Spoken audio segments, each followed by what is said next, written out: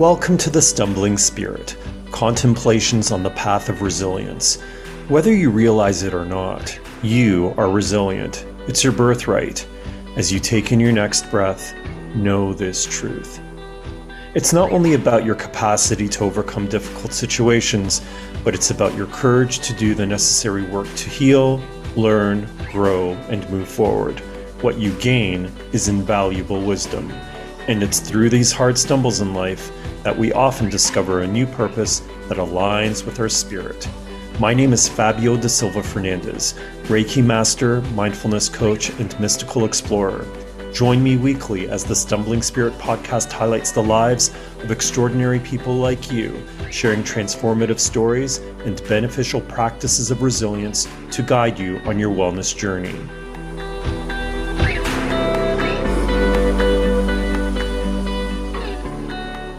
Mike Power is a brand strategist who helps companies around the world successfully launch new products, resolve planning challenges, and innovate. He is also the creator and facilitator of the Flow Workshop series, a professional development program which aims to change your mindset to realistically manifest solid strategic plans and optimal team performance.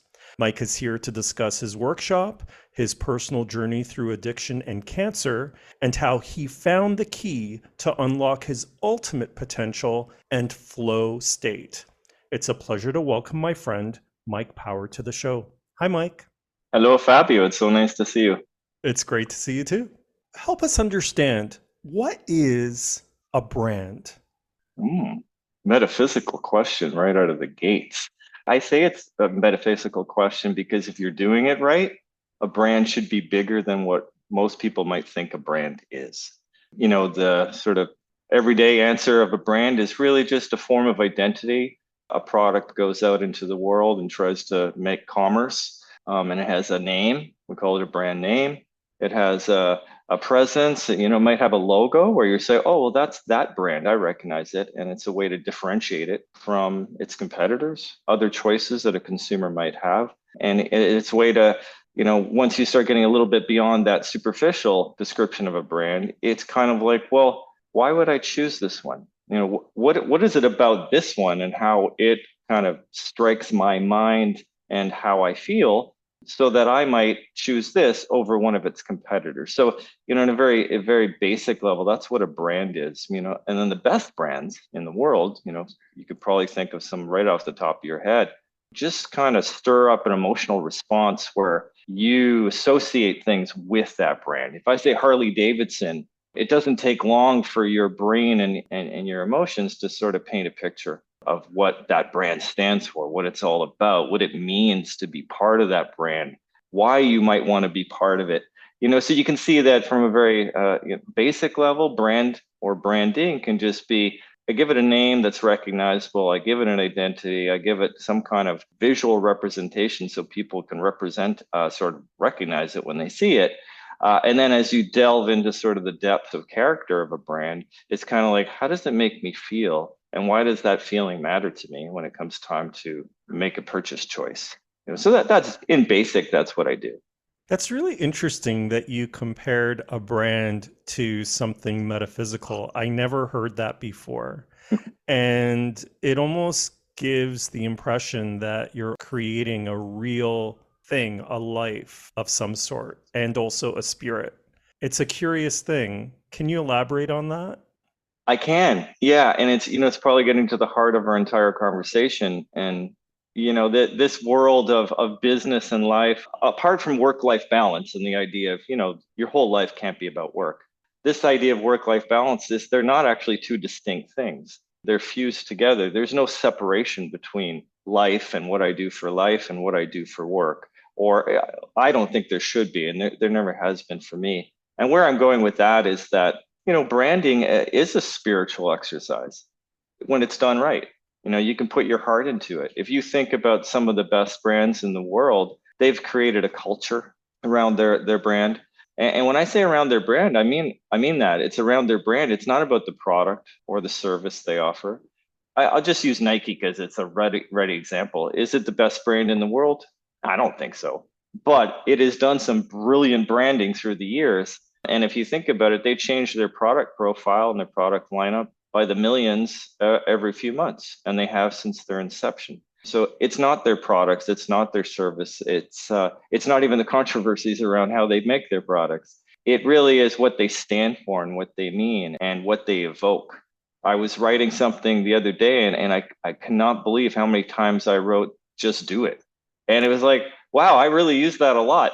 And that's because it speaks to you, you know. So a good brand is sort of magnetic. It pulls you towards it. And it's because it's operating in the human spirit. It's moved beyond or ascended the need to say, I want to sell you something right now. And said, I want to create an ethos. I want to create a world that you're part of. And it's not just me talking because you're part of it and you're more a part of it than I am. I'm just creating it and it resonates with you, and we're making something together. So you can see how branding people like me, when we go off on that in that little search or that tangent, we've left the product and the service behind. We've moved into a kind of, well, what's its soul? You know, what is the soul of what you stand for and what you mean for people and what you could mean? And don't get me wrong, you know, I'm a dreamer. You know, sometimes you just have to sell nuts and bolts or a widget, and sometimes you really just got to find a customer and deliver them a message at the right moment to say, hey, buy it. It's on sale this week.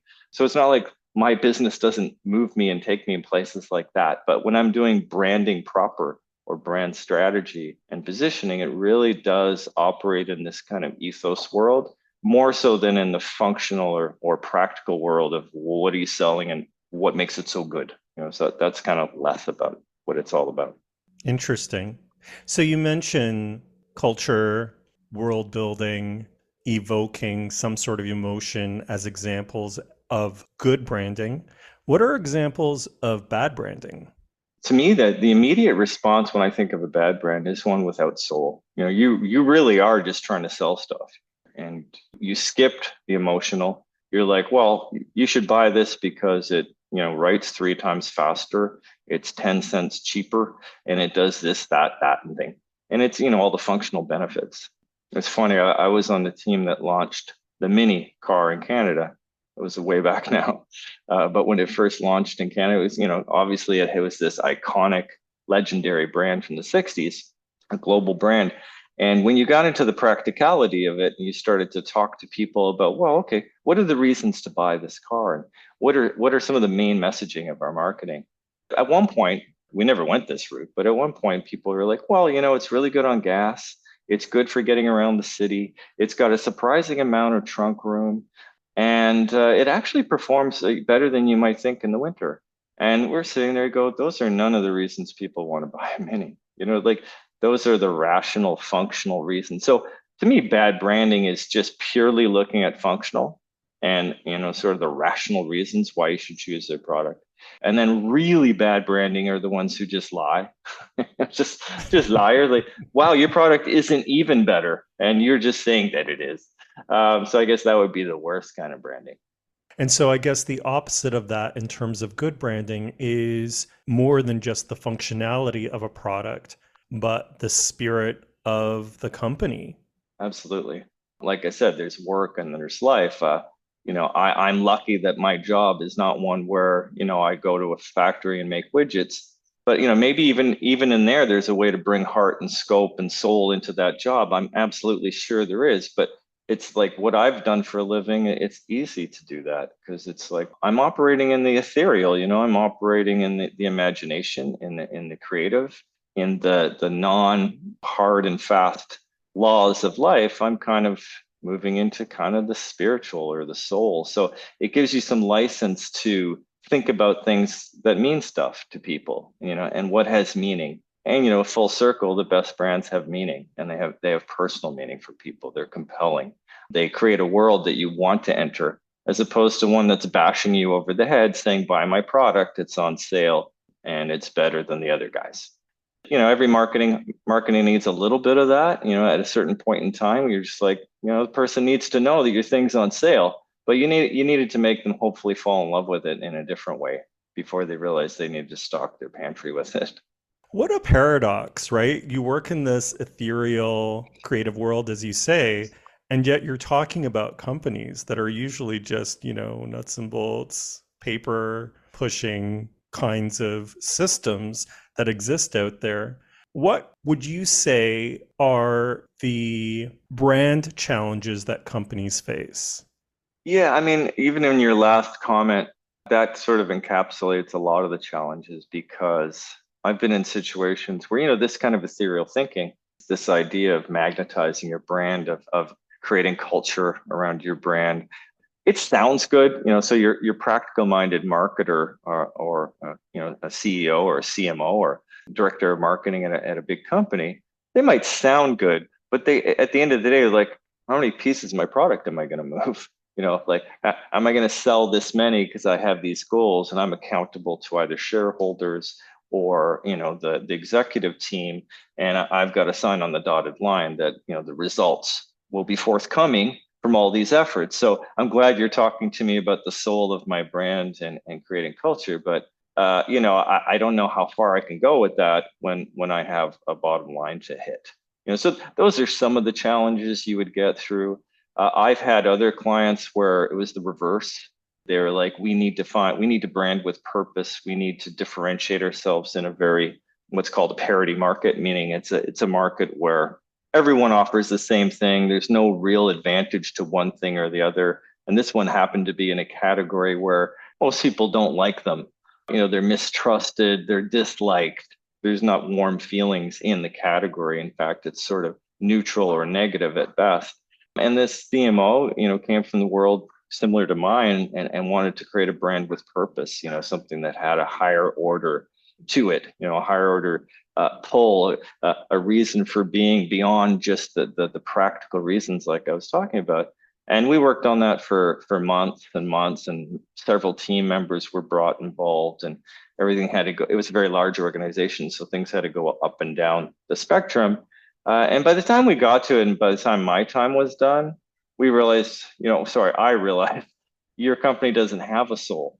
So I can't really give it one. So this idea of having a purposeful brand that does all these highfalutin things that I'm referring to, some brands just can't because they're like, it's not in them. You'd be more honest and soulful to say, I'm here to screw the other guy and be the biggest bank on the block, for some, I'm just using that as an example. And people would say, oh, well, at least it's honest. Have you been able to turn around a soulless company into one that is able to convey a soul that magnetizes the consumer towards the product, towards the company? Not once. Not once. Yeah. That's an honest answer. Where I have been successful is ones that didn't realize it was important and came into their sort of planning and thinking and strategizing more on the functional side and the rational side and saying, well, I just have to tell them it's the best product and you can get it here and it's this and that. And, I've been able to convince them that they need to create a bit of a bigger world and sense of emotion and feeling around their brand. And I've successfully done that and taken sort of, either doubters or, those unaware that that's what makes a good brand, and I've converted them. But yeah, never been able to take a soulless company and give it soul because it's beyond my powers. Why is it important to have a brand strategy? That's a good question. And again, it's stuff that comes up quite a bit too. In my definition of brand, it's sort of synonymous with who the company is. There's not you're this and then there's this separate part, which is your brand. A good brand is sort of who you are. It's like I said, it's your soul. So if you buy into that and you believe that, then you have to operate from that place. And I don't want to give the wrong idea. It sounds like acting on with soul means that everything is CSR or everything's purpose driven, or you're given your Toms or your Patagonia or something like that. That's not really what I mean. I mean you have integrity. You're being true to who you are. You have found the attributes about your collective brand and who you are and how you want to show up in the world. And you're being consistently true to that and on brand with that. And then if you're doing that, it resonates with people. So it's kind of like, well, let's say your brand is these 5 things. what you do in the beginning process is find out which of those 5 things are actually important to the consumers that are going to buy your product. Because some, let's say 3 of them they couldn't care less about. They don't mean anything to them. But 1 or 2 of them, they're like, that actually does have a meaning. And those are the ones you'll emphasize because they're true about you. You're not making them up. You didn't contrive them. You didn't reverse engineer it to say, well, you care about this, so I'm going to pretend to be that. It's really, no, I am this, and this is an aspect of who I am that you actually might care about. So I'm going to dive into that. I'm going to make this the big bets on how I position my brand. How do I go to market with my brand? And then, again, all those other things, the mechanics of marketing still fall into place. You've built a brand, you make sure that brand's consistent, you make sure you show up in people's lives with this sort of on message, on brand strategy. But at the same time, there's probably going to be some digital ads that said, buy now, it's on sale this week. Let me get your email so that I can send you a whole bunch of emails when we have specials down the road, stuff like that. So, all the mechanics of marketing will still fire, but what they're doing is they're sort of more unified by this idea of a branding strategy and how you show up in a way that's super relevant for your consumers. I was recently working on a packaged goods. It was a throat lozenge. And it's like people don't realize it, but when they're standing at a convenience store or at a drugstore or something like that, and they're about to pick up, a Halls or, a Ricola or a Fisherman's Friend or something, without analyzing it, they're going to pick the one that they love, that they're used to using, that they feel helps them the most. But beyond that, they're going to grab the one that just gives them a feeling. They can't even put it into words, but there's a feeling. There's like, I just get a good feeling when I think about this, this sort of affinity. And that's what branding is. No consumer could play it back to you. They say, I don't know. Stop asking. Because even if I could, I'll sound silly if I say it. But what's really happening behind the scenes is this sort of emotional bond, whether it's a Tide detergent or a Cadillac's newest model. There is some kind of emotional involvement that happens with consumers. And there's research that shows that up to 90% of all of our decisions in the marketing world, stuff we buy, are emotional in nature. And then what happens is you post rationalize them. So like the Mini example, right? I bought it because it gave me this feeling, so I bought this car. And then when people said, oh, so what Mini, what do you think of it? Oh, it's really good on gas. They've got a great trunk space, and it performs really well in the winter. I'm really happy I bought it because they have to rationalize. But what they couldn't put into words or wouldn't put into words is like, hey, it just gave me this feeling, and I had to have it. And to me, that's what branding is. It's the feeling. Interesting. So part of it is the skill of evoking the right kind of feeling with the consumer. What other parts make up a successful brand? I guess the way to answer that is, even you pointed out consumers. Branding is sort of a 360 or holistic thing when it's done well. So, you have other, let's call them stakeholders, you have other people involved. So especially at big companies, you have people that work there, and some of these companies have hundreds of thousands of people who work there. Branding has to be relevant and true for them too, and not disparate. Like you can't just say, well, here's my employee brand and here's my consumer brand, and they're wildly different. There has to be some kind of stickiness between them, some kind of commonality. So I'd say the components are remembering that you have more than just a consumer stakeholder. And also, even within your consumer groups, there's segments. And again, you don't want to turn into some kind of schizophrenic marketer, but what's relevant and important to those different segments could be different, wildly different, or subtly different sometimes. So how you come across, what you message, what you emphasize, how you market to each of those segments could be different because it's more relevant for the context that they're in or the way they use your brand. Like I said, I like to keep my head in the clouds with my feet on the ground. There's practicality to good branding. Is in the end of the day, you need to move product. So a measure of a good brand is, did it do that? Are all the other pieces in place where you were able to convert a customer, have them buy it a second time, have them tell their friends about it? Can you track and measure that you're being effective in those realms?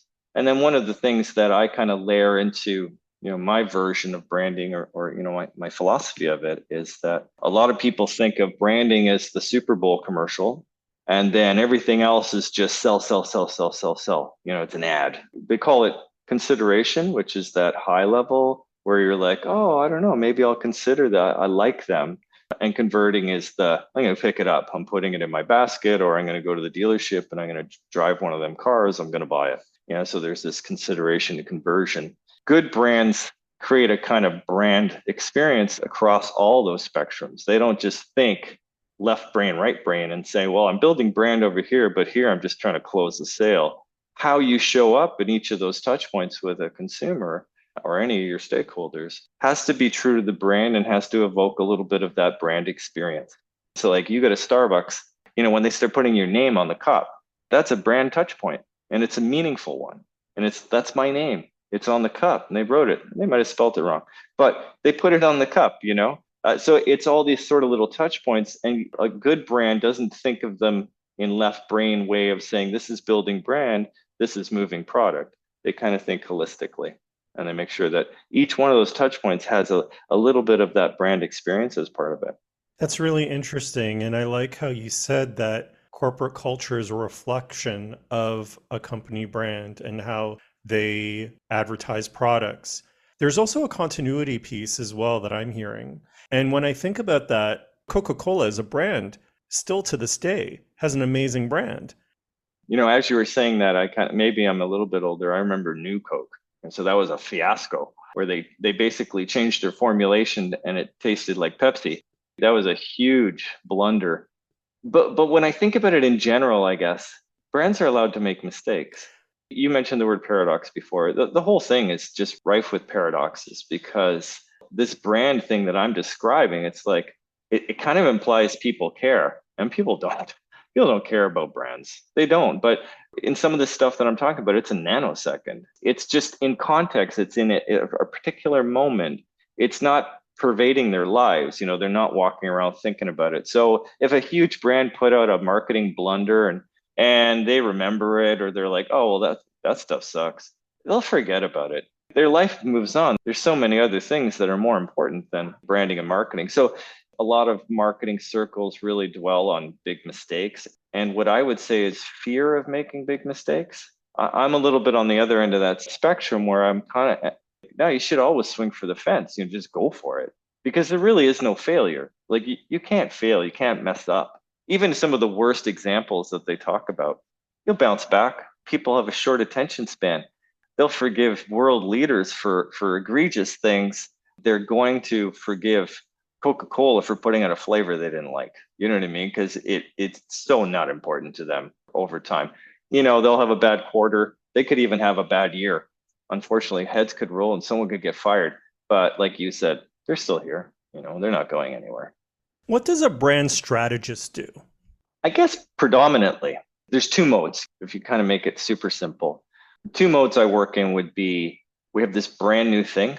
No one's ever heard of it. We're launching it. We're bringing it into the world. We're bringing it to market. And I need to develop a brand for it. So in that case, it's sort of brand development, brand positioning, branding strategy, gives way very quickly into communication strategy and go-to-market strategy. Like, how am I going to show up? Who do I want to be? What's the category look like? What are my competitors doing? How do I find white space for my brand to stand out in a particular way? What should be my key messaging? That whole thing I described to you about how to develop a brand with heart and with soul, you would do all that.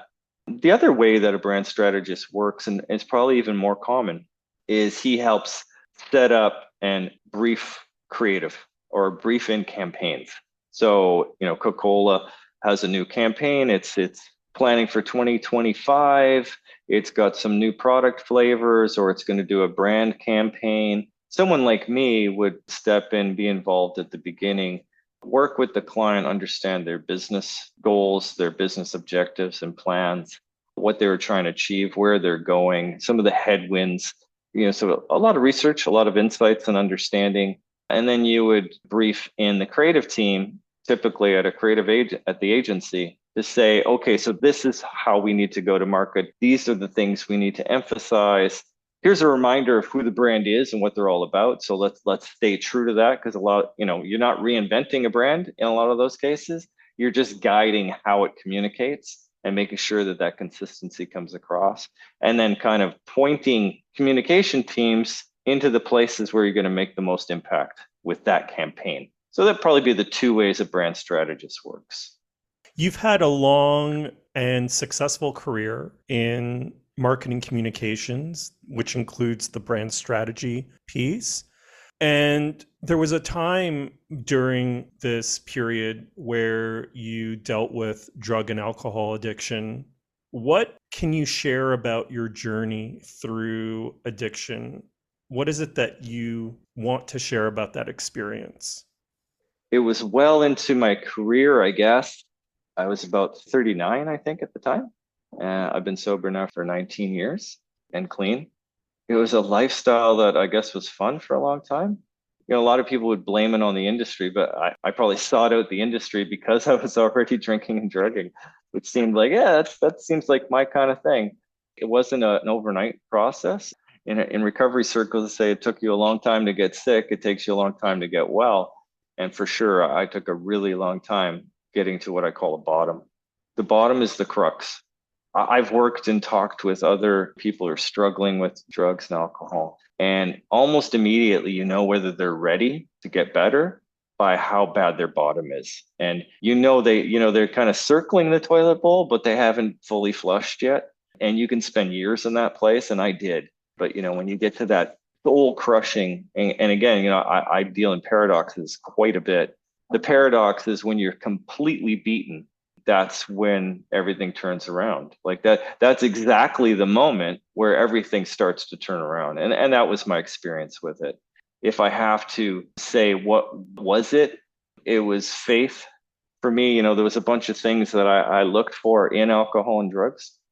Peace of mind, feeling good about myself, calmness, relaxation, maybe, I guess confidence, and also this sense of connection. And I got it from alcohol and drugs. I really did. And it gave me that for many years. And then it didn't. And it started giving me the opposite of those things. So recovery for me was kind of like realizing what I'd been looking for in this artificial worship of alcohol and substances. I actually started finding in other areas.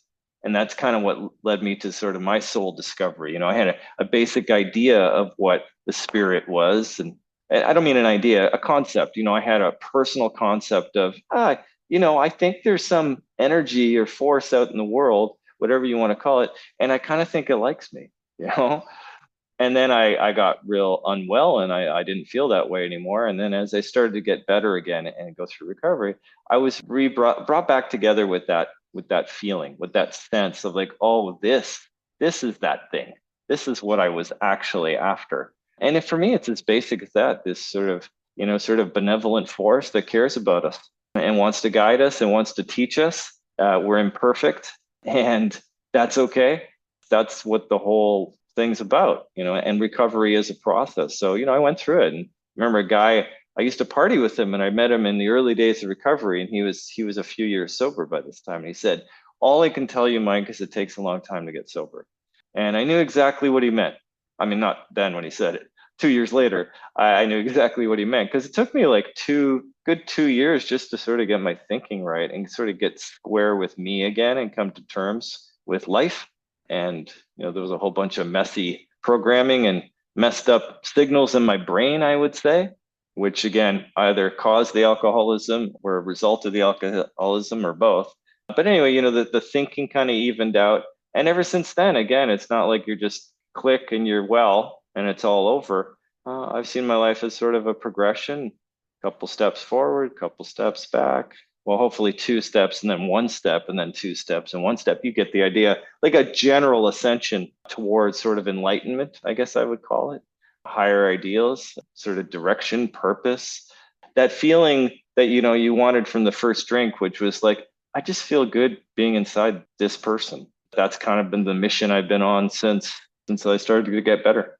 That's really interesting because we were talking about the soul earlier. And as you were talking, I was like, oh, was this a case of you, in part, losing your soul and then rediscovering your soul? as a part of your recovery process. And I really love that point that you said around understanding at what point you felt sober and how it was around deprogramming yourself or connecting more with yourself, more with your soul, and cultivating the spiritual side of things. I hope I'm framing it in the right way, but I'm wondering if maybe you could elaborate a little bit more about that. Yeah, and again, I only want to speak for myself because there's different ways for people to get over alcohol and drug addiction. And for me, like I said, you get to this bottom where you don't want to do that activity anymore. You know it's killing you both physically, mentally, emotionally, and spiritually. Like this is it. I've hit a bottom. I'm done. I'm out of moves. They call it in recovery circles called powerlessness. And you come face to face with this powerlessness, like I can't do this thing. Like I am completely powerless over it. And in that admittance, well, then you need something with more power than what you got. So you need something with breadth and depth and weight. I think my life's journey has just been ironic from the start. My last name's Power, and I think the whole thing has been this search for power. That's what I've been looking for. And my mistake, and I still make it, is to think that I have to have it, that I do it all, that I'm the person that has to wield and make and control and manifest and make things happen, all based on my own strength and ability and intelligence or whatever, or sometimes just the willfulness of my brain. And then to find, well, no, in fact, all that stuff's completely useless. And it might have been the reason you ended up here. And now to say, okay, well, what's this thing? And then for me, it was like, yeah, that idea that I had, this concept that I had, that there could be this force out there and it actually cares about me and it actually likes me. And it might be trying to help me. And then it's kind of moving into this like sort of humility place where you're like, well, maybe I'll let it. What do they say you should do? Like, well, so what do I do? And then there's other people like me who've been through and they say, well, here's what I did. And then you try some of that. Some of it, you're like, well, that's totally crap. That's silly. But it worked for you. That's cool. And, you find your own way. But basically, it was like, yeah, they say in recovery sometimes with alcohol, especially, that they call it spirits for a reason. You were looking for something from that.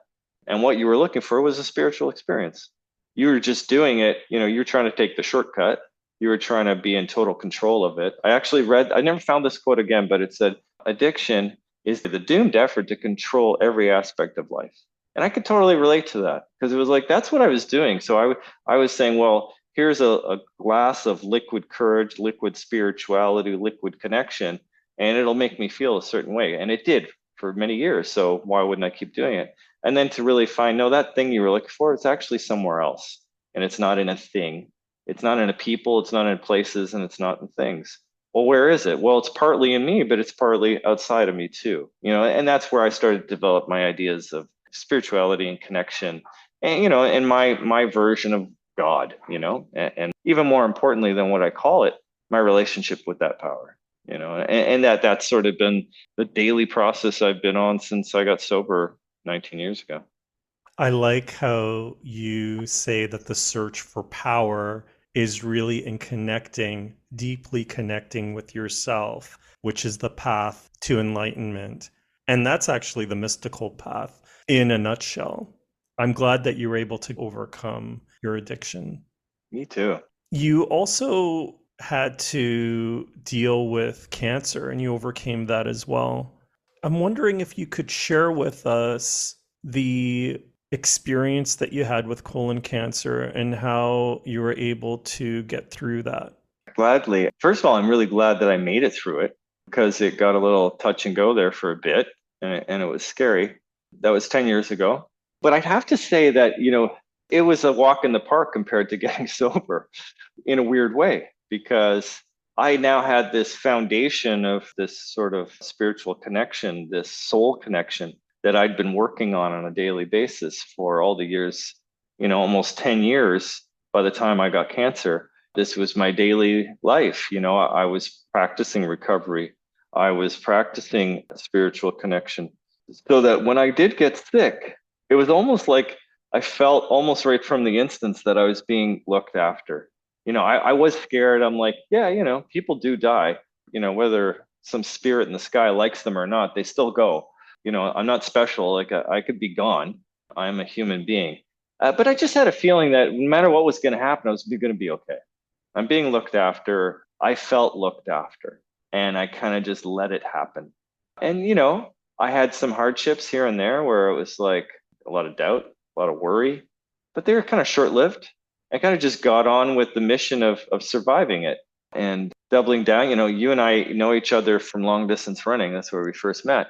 And I think there's a special kind of sort of spiritual connection and also a physical foundation for endurance that comes from doing that to your body. Here I was sick, and the only thing I could think of is because I had to go through chemo. I was like, am I going to be so sick that I can't run? And, I reached out to people who had it, who were runners, and they said, no, you can keep running. You might be a little slower. So the whole time I powered through just with, my faith, with my connection process, that I do on a daily. And I just kept plowing, I just kept exercising. I kept living my life. And thank goodness I survived, because it could have gone any way, and I had stage 3. It's like 3C. It's like the last stage of stage 3, and then you'll be in stage 4. And stage 4 of colon cancer is not good. It's got a really high mortality rate. So, I was right there on the edge of it. And like I said, it was kind of, I had this foundation of faith that helped me quite a bit to go through it. And right now I'm just sort of feel like that was all bonus time. That was 10 years ago, and a lot of wonderful things have happened in the 10 years since then. So I'm really glad that I got to stick around. What message can you share with people that are currently going through cancer, be it colon cancer or another cancer, words of encouragement, whatever that you'd like to share with them? Well, for me, like I said, the foundations of faith were already set through my recovery, but I don't think I could underestimate the power of connection and faith. Whatever does that for you, whatever creates that sort of spiritual connection and enhances that part of your life, I think that's massive. I'm only sharing what I did, but exercise was phenomenal. A lot of illness is made worse by our mental attitudes towards it. So for me, I just kept plowing through, and I just kept doing what I could do and staying fit and in shape. And it kind of helped me. I could say what not to do. Don't read forums. Don't go online and read about other people's experience with your cancer, because unfortunately, statistically, the people that are on there are kind of the people who are not having a good experience with it. And, there's a lot of terminal patients there. So it kind of colors your world and really hits you with negativity. Again, I'm only speaking for myself. And then support groups, friends, family. And again, this is part of this sort of overlaps into the spiritual space, but just sort of, get real with what really matters to you, like what's important. Like if this is your last time, if your days are numbered, if you could possibly lose this fight, really concentrate and try to focus on, well, what's the most meaningful parts of my life, and how do I enhance and make those right? And whether they be relationships or with people, or cleaning up old stuff, or doing something you always wanted to do if you're able. I guess that's the most I can offer. Yeah. That's great advice. The tagline to your Flow workshop series is unlock your ultimate potential. How did you personally unlock your ultimate potential and achieve the flow state? Great question. These areas all overlap greatly for me. My attitudes about work and what I do for a living, I could pretend they changed after I got into recovery and discovered sort of this more spiritual side of my life, but that's not true. I was always like that. Like I was always idealistic, a big thinker, a big dreamer. I love going into sort of the imagination and being creative and doing new things and being sort of bold and pushing boundaries and stuff. So I've always really enjoyed that. When you kind of ground those two worlds, and in the business context, what was happening was, as a strategist, less about brand right now, although that happens too, but just as a general strategist, a lot of times I'm asked to sort of facilitate workshops for clients. And these could be classic things you've probably sat through yourself, where you're like, let's think about our future, as a company or as a team. And, let's brainstorm, let's ideate, let's innovate for the future. let's think about all these fantastic, great, amazing things that we're going to do. Let's have fun with it, sort of classic brainstorming, right?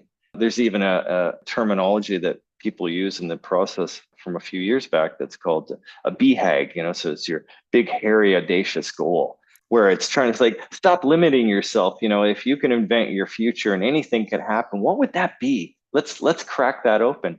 And and people are generally okay at doing that. Actually, no, they're not. They're mediocre at doing that. They can't even, a lot of people are so restrained that they don't even know how to like, oh, I can't dream of that. That's impossible. And so it's like, well, first of all, let's break down this structure that you call impossible and think bigger. So yeah, but then what was happening is even the ones who could do that, you'd come out the back end and they'd be like, okay, well, that was fun. And we wrote down a whole bunch of things. And the truth is, and not to be cynical, but looking back, it's like, yeah, but you never do them. You don't do any of those things. You gave that part of your brain a holiday. You sat in a room, ate too many donuts and licorice, and then you ideated about this bold, innovative future you were going to have as a company. And then you never did them. You didn't do them because first, the whole time you were doing it, you didn't believe you could actually do it. You never believed it was possible. You were just doing an exercise. So to me, I started to think, well, what if you could, like there are ways to make things happen. And then if you look at your own life, I'm sure this is true of anybody. If you look back at your own life and you see the things that happen and you start to connect the dots, you realize at some point, maybe even 20, 30 years before it happened, depending on how old you are, you'd be like, I imagined that. So it was my imagination and my envisioning of this that actually brought it into being. If I look at it that way, I imagined this reality. And if I could do that, what's the process by which that happens? Because I remember just jokingly, like I wrote a really bad novel when I was in my 20s. It was almost unreadable. Like it was just a laughable fiction novel. And one of the main character, which was, loosely based on me or some fictional version of who I might be, I read that book, that story, 30 years later, and I'm like, oh my God, I did all those things. All the things that I described in this character ended up happening in my life. So, if that's not proof that, your vision and, some of the stuff that you imagine and dream for yourself, some of them were really bad. I wish I could go back and redream them. Like, I didn't want that to happen. But at the time, it made sense. I started to say, what is that power? There's this somewhat modern idea of manifestation and making things happen through the power of sort of harmonious or powerful thought and visualization. And I believe in it, but the caveat I gave was kind of, yeah, but for realists, out the back end, it's you can't just visualize something. You have to sort of put some motors and engines and system behind it. And to me, I wanted to connect these two worlds, right? The doers and the thinkers, right? So ideate big, bold innovation, BHAGs, all this stuff. Well, now let's actually do it. Let's build the mechanics and mechanisms and the accountability to yourself and to each other if it's a work thing, and figure out, well, what are the things that have to happen and be in place that I actually can control in the now? And how do I keep my vision of that future clear? And how do I keep my eyes on where I'm going as opposed to the things I'm worried about? So there's a whole bunch of sort of my own process, the things that I learned along the way, brought into there and applied in a business context. Where to me flow is going one day is in the personal space, just like people like you and me. It's like, wait a sec, I want a bigger life. I want bigger outcomes. I'm old enough to know that I've limited myself through self-doubt or how I think the world works or my relationship to impossible. I'm willing to start dreaming bigger. I'm willing to start taking more risks, living this bigger life, getting into the action, so to speak. There's some mechanics that can sort of unlock that, and flow is one of them. Flow really just refers to the idea of, people understand it really well in the sports connotation, the context of, being in the zone. It kind of is effortless. I was enjoying just the doing of it. I wasn't attached to an outcome one way or another. I got into the flow. I rode the flow. I rode it and harmonized with the energy instead of trying to force things, instead of trying to make things happen. And then again, the paradoxes pop up. It's like, I can set all the visions and I can do all this work. And then probably the most important ingredient of the entire thing is the willingness to let it go and let it not happen. the willingness to say, yeah, but I don't need it. I've set these grand visions. They're really important to me. I'm going to go for it, but I'm not attached to it. My self-worth is not going to suffer if it doesn't happen. And I'm willing to let it just sort of let the universe work it out the way it's good. But I put the vision out there and I've done all the things I can do within my power. And I've set some plans in motion and I've collaborated and I've reached out and I've pulled other people into enrolled them in my dream. And part of it's their dream too. And then if it happens, it's great. And if it doesn't, on to the next dream. That sort of encapsulates where flow and the program and how it was born in the business world, but its ultimate pathway for me is really just in the personal space. That's where I really want to go with it. I'm just kind of test tubing it in the business context right now. And you're test tubing it in probably the hardest way, right? Because what you're in essence telling a company to do is to let go. Let go of your attachment of the outcome. Just put it out there. And I don't know any company that could let go of the outcome. So how do you navigate that? Yeah, that's a good question. In that combination or like, sort of logic train that happens is the thing I'm asking them to let go of. And plus that comes much later in the program. So it sneaks up on them. They won't see that one coming. But I'm also asking them to dream bigger and aim higher than they ever have before too. So by the time you get there, you have nothing left to lose because the whole program for businesses is predicated on breakthrough outcomes. And what I'm saying, what I'm contesting, or what I'm attesting to is that most businesses plan for predictable outcomes because they're safe. They've been reflected to them in history. They know it's attainable, or at the very most, they might call it a stretch goal and say, well, it's not impossible that that would happen. And that is the context of most business planning, where we say, okay, well, what if we park that for a second and we go all the way to the moon? And they're used to having BHAGs and doing these sessions, like I said, and ideating and what they call brainstorming. But then it gets left there. So my program is saying, let's build on the caboose on that train and put the little, okay, but what happens next so that we can put this stuff in action? And then by the time I get to the punchline of being able to let it go, yeah, they might say, what? You're taking me this far and now you're telling me to let go. The idea, again, it's the paradox of letting go. So it's the non-attachment of letting go. So it's like, I've done everything I can do. I've prepared well. I've planned well. I've put everything in motion. I can't make grass grow though. So instead of me sitting here obsessing about making the grass grow with the power of my mind, I'm just going to trust and let it grow. It's that flavor of letting go as opposed to, okay, forget everything you just did. What's interesting about that is letting go is a key component of manifestation, right? You mentioned manifestation earlier, and I really want to understand what you mean by realistic manifestation or manifestation for realists. What does that mean? Personally speaking, from the heart of me, I actually believe in pure manifestation. I believe, like I said, I wrote that book and I had visualized all these things for a fictional character that ended up being my life 30 years later. So I believe that the power of imagination and creativity can create pretty much anything. We just don't control the timeline all the times. However, I'm also just built in a certain way of being a bit of a doer and making things happen. So it's kind of a default thing. And I know a lot of people like me. So it's kind of like, even though I believe in that, I need something to fall back on. I need to feel like I'm actively involved and I'm doing something. So for the realist part is saying visualization and imagination and creativity and accessing those skills and those muscles, because they are muscles, they get better, they get bigger the more you use them. To me is only half of the equation. The rest is, okay, so let's use that same imagination to figure out, well, what are the milestones of things that need to occur for this future state to happen? Let's say it's a year from now. Let's say it's 5 years from now. If I work back from that 5-year state or that 1-year state from now, what are all the things that need to fall in line milestone wise, as far as I can tell, sitting here right now in this group or in my life? And let me go do those. Let me go put those in place. I'm going to get on Fabio's podcast. That's going to be one of the things I'm going to do to get the word out there. It's not what happened, but let's pretend that's what happened. And I'm going to do this, and I'm going to create some content. I'm going to consult with so you start making your plans. And then you stitch that together with your upfront vision and the visualization techniques and all the stuff. To me, that's the realist part. So it's like, okay, well, like I said, my head's in the sky, my feet are on the ground. And for me, that just appeals to my sensibilities.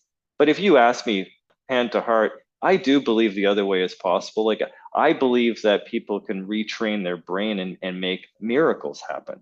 I just don't know if I know how to do that. So to me, the realist part is the okay. Well, let me dumb this down a little bit, like angels with dirty faces kind of thing, and make this sort of accessible. And especially in the business world, if I'm sitting there and I'm talking about pure manifestation, and something like From the Secret or something like that, I don't think I'm going to last too long in that room. They can't buy in. Their brains can't collectively, from a business standpoint, bend that way. And me personally, I need a little bit more of the practicality of like, yeah, what's the practical application of manifestation? And how can I sort of balance those two equations? That's for me. That's how I kind of put in the disclaimer of for realists on it. So I want to reflect back to you what you're saying, because I think that there might be a lot of people out there that might be confused about the kind of conversation that we're having right now. So when we talk about realistic manifestation, effectively what you're saying is clear milestones, an action plan, but also letting go. Yeah, there's probably some other components in there too. Letting go is a component in there, but and an important ingredient for sure. But for me, this sort of manifestation, it operates in that realm of sort of meditation practice, mindfulness, visualization, like strong visualization. In my development in the program, I do a thing called sort of vivid visions. So it's like I don't want you to just say, oh, Arnold Schwarzenegger was a good example. When he talks about his vision for the future that eventually became real, he made it vivid. Like he didn't just say, I'm going to be Mr. Olympia. He vividly described and visualized in his brain what it was going to be like, who he was going to be standing on stage with, what it would feel like, all the sort of the senses surrounding it and the circumstances surrounding it. And it kind of went real deep with vision. So I'll get that sort of upfront piece, super vivid, lots of texture. I want people to have fun with it. I want them to enjoy it. I want them to make it feel like this thing that you love so much that you've created in your mind actually happened, and you're experiencing it right now. And then where the practical pieces come, it's like, okay, so let's just stop for a second and say, I am not a god. I don't think things and they just materialize. So let me bring some practical elements to it. So for me, the practical elements are what's my daily practice? And that's where the flow part comes in. It's like, how do I make this idea of flow and my relationship with it kind of show up more often? Because I know when I'm in that state, things happen faster. I'm more creative. I'm more productive. Things start to manifest. They start to show up because I'm not resisting flow. I'm not trying to master it. I'm not trying to wield it. I'm not trying to, like a white knuckle making things happen. I'm letting them happen. I'm allowing them to happen and I'm cooperating with them. So then the pragmatic parts are like, well, how do you get into a daily practice of being that kind of person? How do you start to apply those principles in a very practical daily life? So for me, it'll be things like meditation. How do you meditate? It'll be techniques like using binaural beats when you do your readings and contemplate. It'll be the type of research or readings that you do. Exercise will be a huge part of it. Your daily sort of journaling and practicing. And then, yes, kind of this inventorying process. Like there's ways that you're actually impeding flow. And so I have people that go through the program get kind of real with how am I standing in my own way? What are the things that I do or some of my old behaviors or tapes or mind patterns where I'm actually creating problems and slowing this thing down and standing in my own way. Self-doubt's a big one, but also is attachment and also is sort of ego and this idea of being in control. And of course, as you start to contemplate that and see that, that's where the letting go thing comes in. You're like, well, wait a sec, if I reframe all this stuff, I'm doing all this stuff. It's a wonderful thing. And it's probably going to happen. I don't know exactly when, but I trust that it will. And it might come out a different flavor. There might be some tweaks. The universe might have some better ideas. Like I know in my life that if everything that came was way better than anything I had planned. So letting go is the flexibility to allow that to happen, as opposed to, you understand it the same way I do, but some people might think letting go is indifference or not caring or defeating. I'm defeated by this. But letting go is a much more faithful action. It's I trust this is going to work out for the best, and I've done everything I can. And now I'm going to go back to sort of being my daily pragmatic program for being in flow, and then just let it all happen. I'm gonna go with the flow instead of resist it and try to master it or over control it. I look at it as a bit of a dance, right? Because at the same time that we are connecting with ourselves, becoming more self aware, fine tuning who we are as people, we are having to do the practical things in life. And so what I'm hearing is that when we work on ourselves, everything that we create or try to manifest will just happen. And that a key component to that is just trusting in the process, which is really equivalent to letting go. Absolutely. And you're right, it is a dance. And I know on a very personal basis that the letting go component is so huge. It's almost like the secret ingredient. It's the magical ingredient because it flies in the opposite. It is the polar opposite of what you started out by doing when you entered this manifesting space, right? You're like, I'm going to make things happen. What do you mean I'm going to let it go? I thought I was making things happen. And I know that I've had that same dance myself where it's like, yeah, but what if I told you this was actually the magical ingredient? Like this is that balance that you referred to, this dance part. And dancing goes back and forth. And I've had times where I'm like so deep in this sort of manifestation as I wrote this program, as I developed it and worked through it, that I had to kind of say, whoa, dude, like you're now getting overly involved and over managing the timeline. You're trying to make grass grow with your brain. And I had to then focus much more on the letting go aspect, in the trust aspect. Like you said, the trusting the process, because the letting go is trust. That's what it is. It's that, if I refer back, and again, all my areas of my life overlap with each other. But when I first got sober, they give you these medallions in Alcoholics Anonymous. So on the back of mine, it said faith, because it was a faith that everything was going to be okay.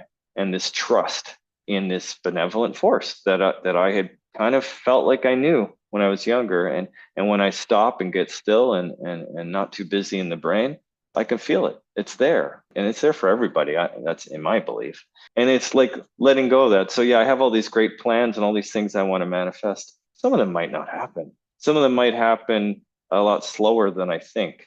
And in the end, part of the exercise in my flow program is you go through all these things that once you've set your visions and you get really clear on why you want them.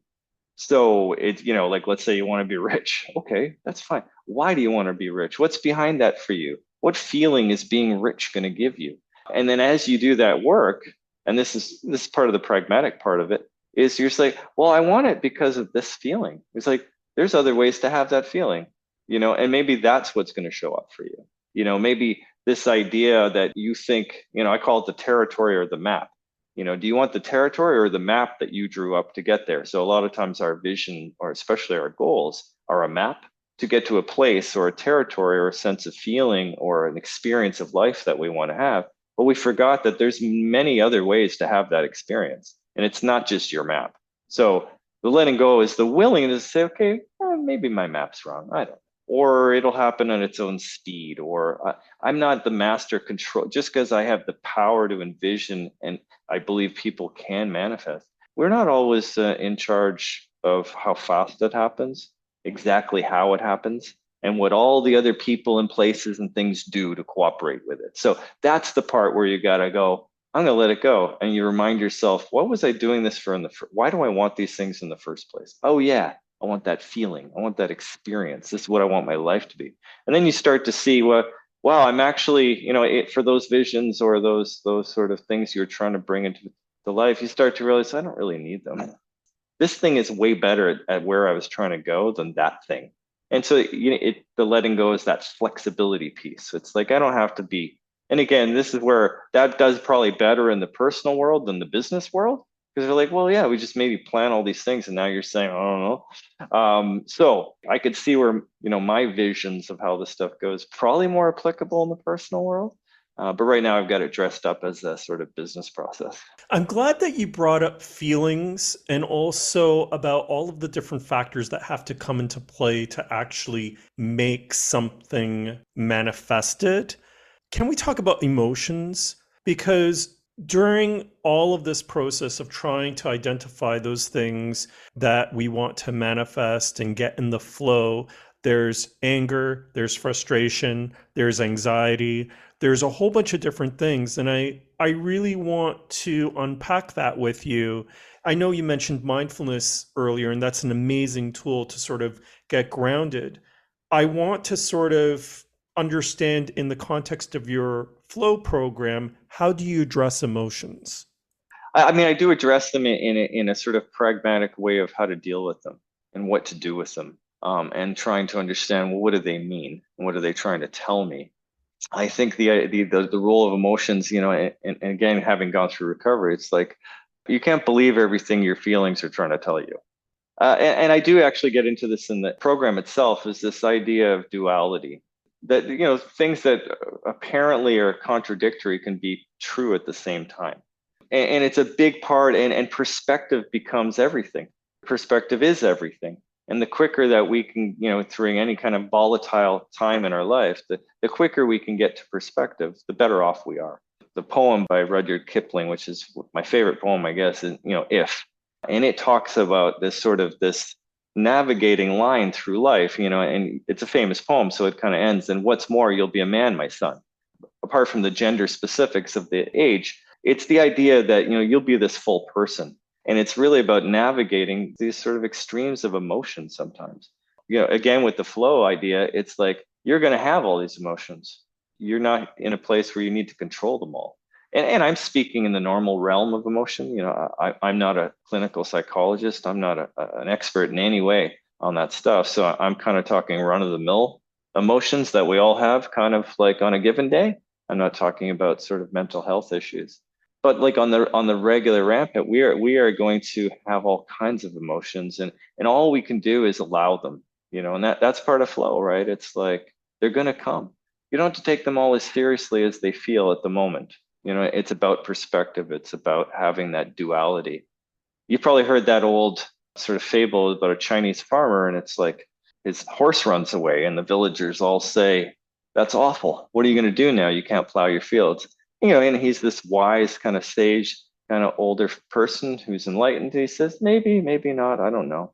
And then the horse found some other horse and brought a whole bunch back to the farm. And now he has a whole bunch of horses. And the villagers are all like, "Well, that's amazing. What a good fortune." And he's like, "Maybe yes, maybe no." And then his son's trying to ride one and falls off and breaks his legs. And of course, they're like, "That's horrible. It's so unfortunate. It's the worst thing that could have happened."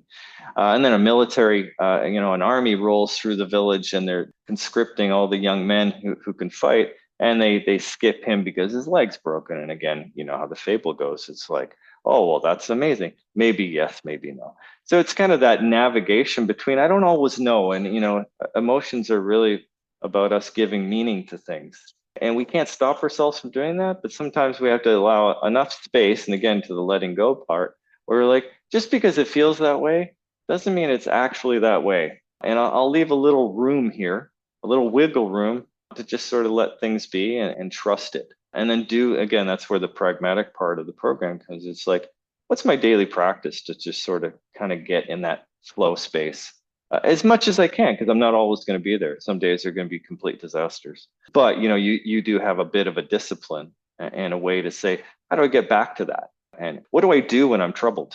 On the other end of the spectrum, what do I do when I'm elated? Like, I don't know about you. I had times where I'm just like, this is too exciting. I'm a little bit off balance right now because I'm like so charged, and I'm too many amazing things happen. I'm overstimulated. And again, it's the same thing. I got to come back down to sort of a reasonable sort of basis. There are 8 transformative components to your Flow Workshop series. Can you highlight what they are and why they're important? The main components are sort of the progression through the program. Kind of starts with this idea of that recognition of flow. That there's this thing, just this idea or an acknowledgement for participants to say, yeah, I know that thing. I know what you mean. I've seen it. I've experienced it. I know that it exists. And then where we start to get into is personal beliefs. Your ability to manifest, make things happen in the world are really going to stem from whether you believe you can or not. You got to start with where you're at. So the program will have you on a personal basis and in the business context as a team kind of examine what are our beliefs. Let's dig into them because a lot of beliefs are unspoken. People don't really put them into words. They've never written them down. They just have them. They're like tapes running in the back of the computer that they've never questioned. They're just there. They picked them up somewhere along the line, listening to their parents, hearing a thing, seeing a movie at a pivotal age, or some message got through, and all these beliefs they don't know. So you kind of go through a process of, well, what are my beliefs? And I'm not trying to change them. I'm not trying to force them or get them to be different. I just want people to understand what are I? And then we start moving into this idea, what's your relationship with impossible? If those are your core beliefs as a human being on this planet, start to get a little objective about them. Which of those are serving you? Which are kind of, oh, those could be in the way. Which then gets into this, like, so what's impossible to you? And what is your relationship with you? And then both in personal and business, we start to get into this idea of breakthrough and transformation. So like I said, in the business context and in a lot of people's personal lives too, they'll aim for change or they'll aim for predictable outcomes because they base what's going to happen in the future based on what's happened in the past so that there's a pattern to it, so that it's believable. It's like, okay, well, year over year sales were this. So therefore, we might be able to aim for 5% because we got 4% last year. That's a predictable outcome. People might say, well, I'm going to get into running. I'm going to start taking care of myself. I want to lose a few inches off my waist. Nothing wrong with that. That's a great objective.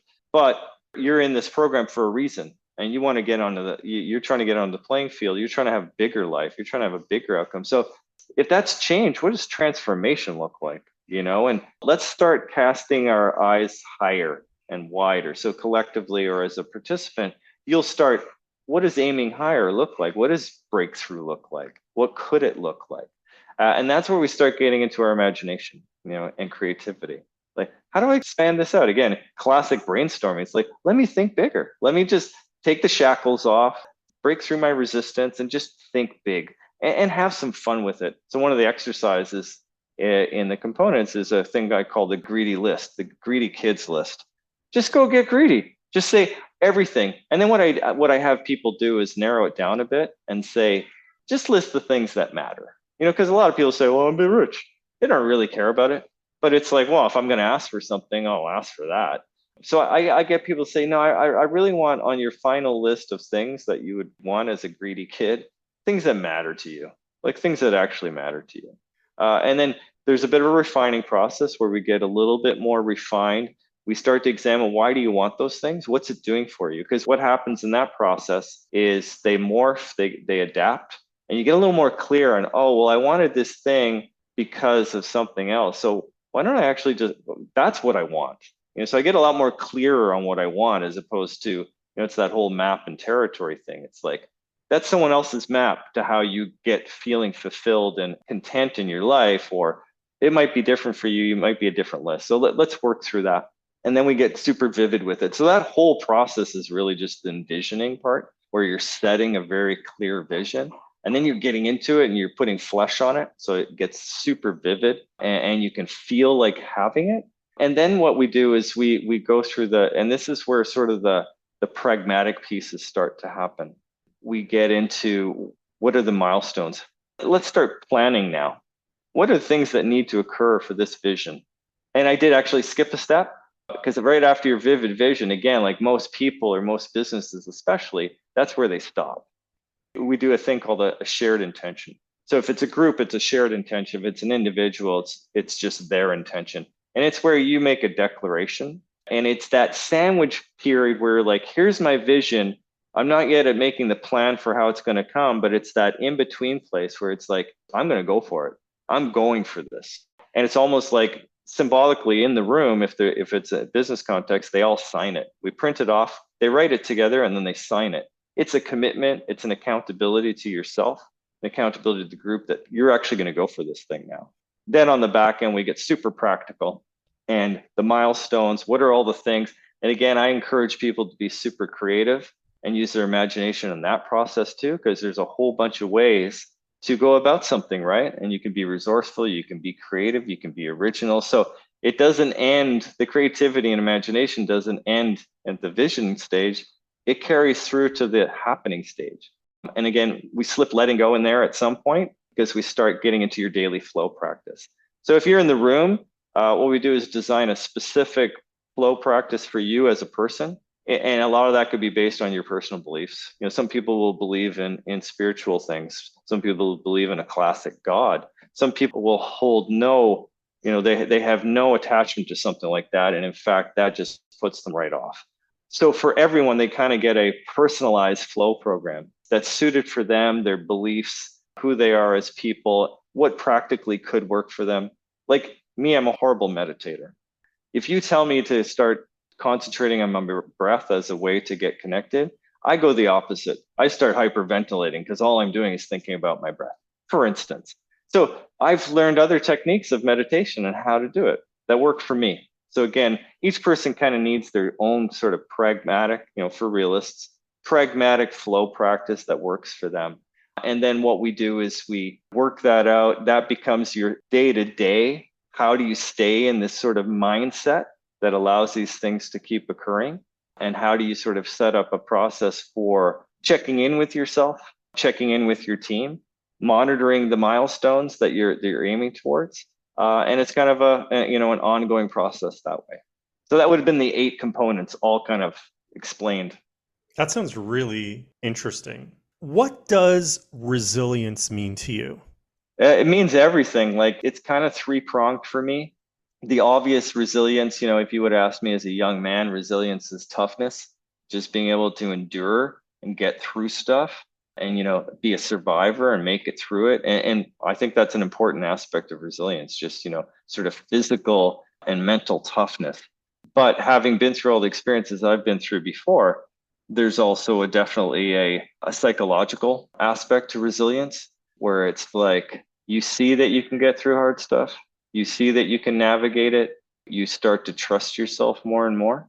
You start to trust life. And that's where it kind of gets into the more foundational and a lot of the stuff I've been talking about in our interview is sort of the spiritual resilience. It's just like, you know, you go to the gym and you tear down a muscle to make it bigger. You train for a marathon by running increasingly longer distances every week, and your body responds by becoming stronger.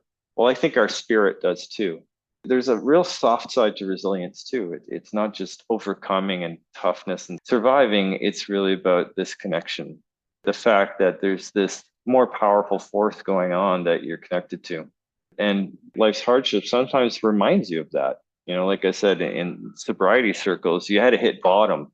The horrible things that sometimes need to happen are so required and they're so part of our journey that in a weird way, that's the universe caring for us. The resilience and the skills and the ability to overcome these hardships is actually a gift. It's a spiritual gift that we've been given. And, you know, and in some circles, you'd call it grace. You couldn't have had it without the hardship. You know, I'm sitting here, I hope to never have another hardship for the rest of my life, if I'm honest. But I also know looking back that some of the biggest growth periods of my life were getting through hardships, you know, and that resilience that I developed, both of character and of mind, but also of my sort of spiritual life and my spiritual connection. So you mentioned the experiences that you've had, the hardships that you've had, and also the importance of connection, this spiritual connection. What are your practices of resilience to maintain that? My life between work and personal life, there really is no boundaries. They just kind of like they're all one piece. So a lot of the things that I describe and take people through as a daily practice are exactly kind of, I do something like that. Like I said, it doesn't work for everybody. For my life, I have a daily practice of getting up. It sounds stupid, but I just remind myself that I'm alive, you know, and that's a gift. I get to live one more day. You know, I get to be here. So just a moment of acknowledgement and if I can, appreciation. Again, I don't try to force myself to appreciate things if I'm not there. but I can at least acknowledge them. So I start with that. And then I'll have a meditative or contemplative period every day. I get into that place of connection as best I can. I'm a human being. I'll have things pulling me in a bunch of different directions, usually my emotions and my thoughts. But I spend the time and I have a bit of a discipline where I go through these motions. And again, that's why I keep referencing the just do it. It's like, it's a practice. It's like if you're training for a marathon, it's like I go out and run those junk miles. I don't always feel like doing it. I don't always enjoy it. Sometimes they're harder than others. Sometimes they're super easy. Sometimes it's a joy. And other times it's like a hardship, but it's a discipline. And to me, this practice that I refer to, I'm not always going to like it, but I'm going to do it because it's the discipline. I'm not even going to ask myself how I feel about it. I'm just going to do it. Every day, it's a kind of daily practice for that. I'll do some journaling. I might just sort of navigate something that's giving me trouble just to get clear on it, just to be real with myself. If I was my own therapist, what am I going through right now? What hardships am I having? Others will be as simple as, what's your plans for the day? What are you going to do? What are you looking forward to? What are you not looking forward to? In the flow context, if I'm in a manifestation period, which I've been in for the last year or so, I'll revisit my visions. I've got about 8 of them, I guess. I'll just sit with them, remember why it's important to me. And again, like I described earlier in my program, my relationship to some of those things might change over time, and it might morph and change, but it does that because I revisit it often and I allow it to evolve. My life sometimes is a little bit more flowy than others, where it's like I'm not even thinking that way. I've got no mission, I've got no vision. I'm not trying to make anything happen. All I'm thinking about is I'm going to do my daily practice. I'm going to go golf. So it's not always serious. It's not always driven and A-type stuff, but it's steady. There is some discipline to it. I don't ask myself how I feel about it. I kind of just do the daily practice. I do a lot of reading. Inspirational reading, things that I find meaningful. I'll talk to people. I talk to people like you, growing that community, like just where people that are like-minded and believe in the possibilities of life. We don't even have to be talking about it all the time. We could be talking about anything, but it's the aura of connection, right? So it's not like every conversation has to have a mission, but you're connecting with people that are like-minded, that feel the same way about life that you do, that believe in the same possibilities. You believe in theirs and they believe in yours, so that there's that support there. I guess those would be the main premise of my daily practice in terms of pure recovery, like from alcoholism and stuff. I acknowledge that every day and I ask whatever I believe in and this benevolent force to help me be sober again for another day, and that's kind of the daily practice for alcoholics and drug addicts. Just say, every day I say, please may I be sober and clean today. And again, it's like, it's an acknowledgement that that's important. It's both a reminder and it's also the humility to realize that I'm not in control of all things and I need help sometimes. We talked about letting go extensively. Sometimes what I ask for the universe is to help me do that. Help me let go. I'm getting caught up on something. I'm over managing. I'm trying to over control how things go. And sometimes we just need help to say, whoa, stop pulling so many levers. I got to get right with me. I got to find peace of mind. And that's way more important than any of this other stuff that's on my list to do. So again, my daily practice sometimes is really just about, how do I do that? These daily resilience practices, how do they benefit you? Like I said before, like sometimes our thoughts and feelings are none of our business and they don't mean as much as we think they do. So the benefit is usually just a little bit of space. Sometimes it's a fraction of a space where you just get, I call it neutral. Like a lot of people, and there's a lot of modalities or approaches to life where it's about positive thinking. Like I'm too much of a realist to think that I can always think positive, but where I can ascribe to go and aim is at least get neutral. I can be not negative at least. How it helps me is it helps me find the middle ground. I call it flow for a reason. People talk about the science of flow and being in the zone and being, sort of masterful, high performing is associated with flow. But to me, that's an outcome. That's like a side effect of being in flow. The idea of being in flow is being in flow, and it's peace. It's about being at peace, going with that flow and then trusting that flow. Having big dreams and all those things, that's great. but I want to be at peace more than I want to have a Maserati. What are you really after? So my daily practice and the resilience allows me to sort of hopefully get back to that neutral zone where it's like I feel connected and I'm at peace with myself. How can people reach you if they want to contact you? I have my website, www.mpower-strategy.com, but I am also on LinkedIn. I have an open profile, Mike Power. They'll find me. Thank you so much, Mike. I really do appreciate you coming on the show.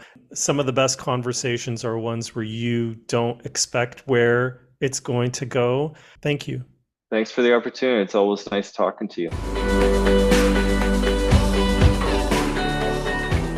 Thank you for listening to The Stumbling Spirit, Contemplations on the Path of Resilience. This is Fabio da Silva Fernandez. Join me again next week for another episode of transformative stories and beneficial practices to guide you on your wellness journey. If you wish, you can follow and DM me on Instagram at The Stumbling Spirit. Until next time, take a deep breath and another step forward on your path of resilience.